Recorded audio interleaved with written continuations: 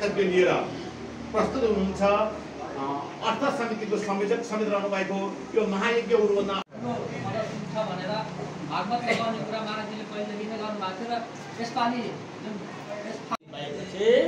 हाम्रा सारा अभिष्ट पुरा हुने हुनाले अन्तरित हृदयबाट भगवान त्र्यम्बकेश्वरमा विश्वास गरेर हामी अगाडि बढौँ, यसलाई राम्रो खुसी स्थापना गरौँ, हामी लक्ष्य राखौँ। अब सबैले दिनुहुन्छ, अघि 5,000 दिनुभयो आमाले होइन, अब त्यसै गरेर सुन्छन् मान्छेले, ल्याइरहन्छन् पैसा, थप्दै गयो कमसेकम 50 लाख 1 करोड रुपियाँ बनायो भने त हामीलाई कहीँ खोज्नै पर्दैन।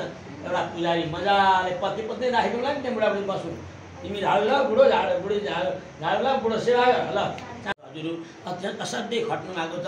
यो बाबुको नाम आउँदैन, यो साह्रै भाइ यो पछाडि दीपक आमामा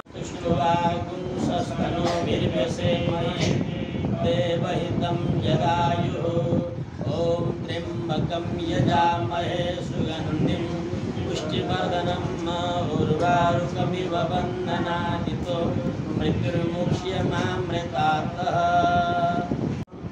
वैदिकी साधना भूमिं वन्दे नेपालमातरं कर्पूरगौरं करुणावतारं संसारसारं जगेन्द्रहारं सदा वसन्तं हृदयारविन्दे भवं भवानी सहितं नमामि।